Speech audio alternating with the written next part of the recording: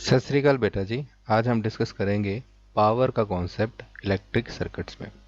Power किस तरह से कैलकुलेट की जाती है, इसके यूनिट क्या हैं, किस तरह से हम एक्सप्रेशन लिखते हैं, क्या फार्मूला है इसका, और इसका मतलब क्या होगा किसी इलेक्ट्रिक सर्किट में, कैसे निकाल सकते हैं, कैसे कैलकुलेट कर सकते हैं। तो पावर का अगर हमें मतलब लेना है तो हम डेफिनेशन देख लेंगे। पावर क्या है? Rate of doing work. आप काम कितना फास्ट या स्लो करते हैं, उसको उसका जो मेजर है वो पावर है। अगर वर्क में लिख लिया तो वर्क एनर्जी होता है, तो एनर्जी के हिसाब से भी आप लिख सकते हैं, यानी कि rate of consumption of energy, यानी कि एनर्जी कंज्यूम कितना जल्दी, कितना फास्ट, उसका रेट क्या है, गति क्या है, बहुत जल्दी हो रही है या बहुत कम कंज्यूम हो रही है एनर्जी टाइम के हिसाब से। इस तरह से हम पावर को समझ सकते हैं। हम यहाँ एग्जांपल लेते हैं। सपोज कीजिए ये डिफरेंट डिफरेंट बिल्डिंग के फ्लोर्स हैं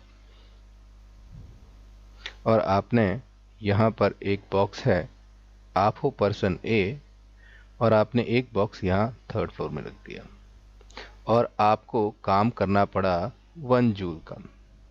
1 जूल का आपने ये कितने टाइम में किया? मान लीजिए सब 1 सेकंड में हो गया, मान सकते हैं, एज्यूम कर सकते हैं। तो मैं बोलूँगा आपका रेट ऑफ डूइंग वर्क क्या हुआ, यानी कि आप किस गति से कर रहे हैं। आप काम कर रहे हैं 1 जूल पर सेकंड के हिसाब से काम। आपका रेट क्या है? 1 जूल पर सेकंड। अब मैं आता हूं 2 बॉक्सेस, मैं थोड़ा सा पावरफुल हूं आपसे, 2 बॉक्सेस को यहां रख देता हूं। तो मैंने कितना काम किया? 2 जूल का।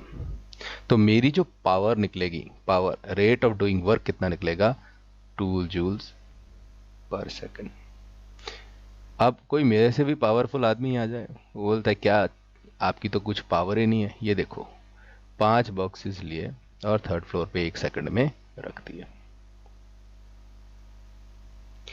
1 सेकंड में ये यहाँ पे रख दे रहा है, मतलब इसने कितना काम किया? हर बॉक्स में अगर 1 जूल लग रहा है तो हम बोलेंगे इसकी जो पावर है वो 5 जूल्स पर सेकंड है। तो ये जो जूल्स पर सेकंड से हमें क्या मिल रहा है, इस नंबर से क्या मिल रहा है, इससे ये पता लग रहा है कि 1 सेकंड में कितना जूल्स खर्च हो रहा है, या कह सकते हैं ना, रेट क्या है, गति क्या है, स्पीड क्या है वर्क को करने की। यहाँ पर कितना हो रहा है वर्क? 2 जूल का 1 सेकंड में, यहाँ पर 1 जूल का 1 सेकंड में, यहाँ पर 5 जूल का 1 सेकंड में। इसी को तो बोल रहे हैं रेट ऑफ डूइंग वर्क। अब ये एक बात बताइए, ये जो सेकंड लाइन है इसको भी समझ लेते हैं। Rate of consumption of energy कैसे बोल दिया?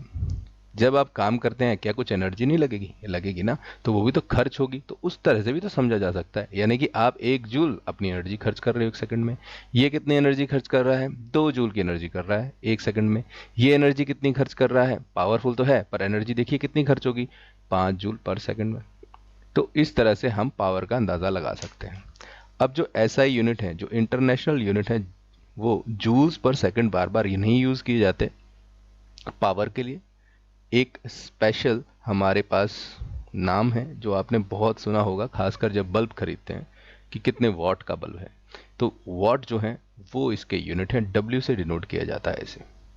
तो जूल्स पर सेकंड की जगह अब हम इन तीनों एग्जाम्पल में ये लिख सकते थे कि यहाँ काम हो रहा था 1 वॉट का, यहाँ पर 2 वॉट का, और यहाँ पर 5 वॉट का। सिर्फ हमने जूल्स पर सेकंड को वॉट कहना शुरू कर दिया। इस तरह से हम समझ सकते हैं पावर को।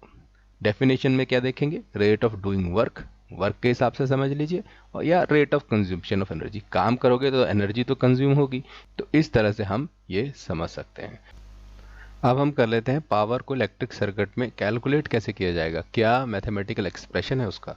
तो हम पावर को वी आई से मल्टीप्लाई करके निकालते हैं, यानी कि वोल्टेज जो पोटेंशियल डिफरेंस है और उससे अगर करंट हम निकाल लें तो हमें पावर मिल जाएगी। याद कैसे करेंगे?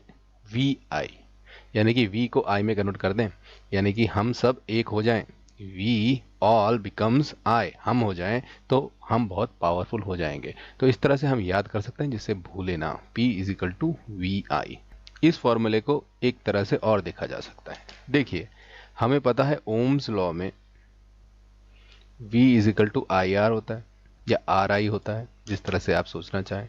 तो v की जगह यहाँ पर इस फॉर्मूले में सपोज कीजिए ये इक्वेशन 1 है, तो v की जगह आई आर डाल देते हैं, तो पावर का एक और फार्मूला बन जाएगा। v की जगह आई आर डाल दिया और i, ये दोनों मल्टीप्लाई हो जाएंगे, i का स्क्वायर हो जाएगा r, तो ये एक और इक्वेशन बन गई।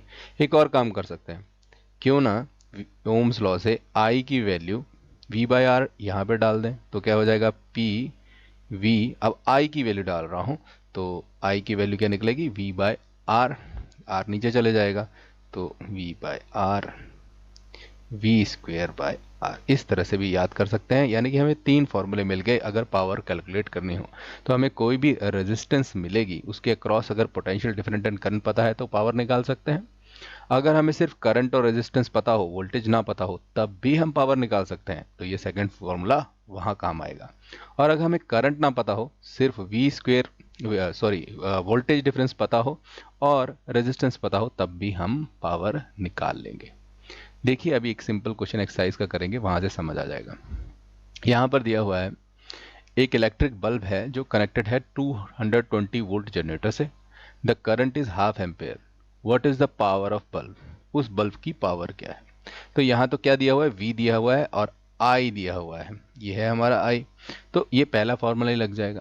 तो यहाँ पर मैं सॉल्व कर रहा हूँ इसको, the power P is given as P is equal to VI, हम वैल्यू डाल देनी है सिंपल। V है 220, हमारे घरों में 220 वोल्ट ही दिया जाता है, उसी तरह का एग्जांपल है ये।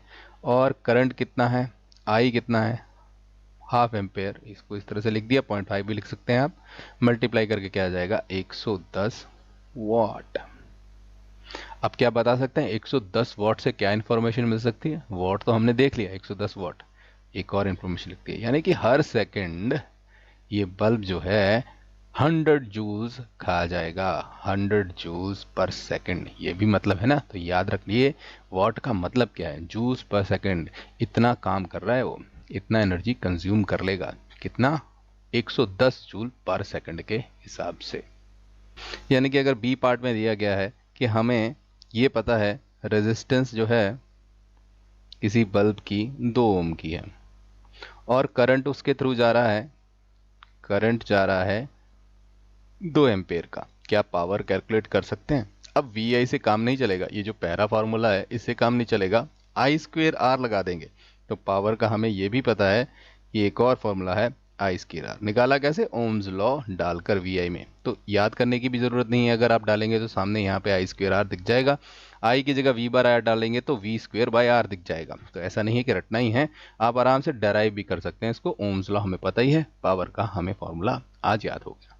तो यहाँ पर I स्क्वेयर R मतलब इसका स्क्वायर 2 एम्पेयर का 4 होगा और रेजिस्टेंस हो जाएगी 2, तो हम बोलेंगे 8 वाट का ये बल्ब है। और 8 वाट का मतलब क्या है, 8 जूल पर सेकंड वो कंज्यूम कर रहा होगा एनर्जी या काम कर रहा होगा। अब देखिए सी, देखिए इसमें हमें क्या बताया गया है, इसमें हमें दिया गया कि जो वोल्टेज है, जो पोटेंशियल डिफरेंस है रेजिस्टेंस के अक्रॉस, वो दी गई है 3 वोल्ट की सपोज कीजिए, और जो रेजिस्टेंस है वो दी गई है 3 ओम की। तो बताइए पावर कितनी होगी। अब देखिए कौन सा फॉर्मूला चूज करें, जहां पर सिर्फ वोल्टेज और रेजिस्टेंस की बात हो तो थर्ड फॉर्मूला यूज हो जाएगा। वी स्क्वेयर मतलब क्या होता है, वी स्क्वेयर बाय आर ही होगी ना पावर, थर्ड फॉर्मूला यूज कर रहे हैं। वी स्क्वेयर होगा 3 का स्क्वायर यानी कि 9, और आर लगा दीजिए यहाँ पर 3, तो यहाँ से 3 3 9 यानी कि 3 वॉट का बल्ब है। और यहाँ पर हम वॉट निकाल लिया हमने, तो हम ये कह सकते हैं कि 3 जूल्स पर सेकंड हम यहाँ पे निकाल रहे हैं। तो जैसे जैसे वैल्यू मिलेगी उस तरह से हम ये डिफरेंट फॉर्मूले यूज़ कर सकते हैं। ये छोटे छोटे एग्जाम्पल स्टार्टिंग के लिए हैं, फिर आगे हम कॉम्प्लेक्स प्रॉब्लम्स करेंगे। Thank you.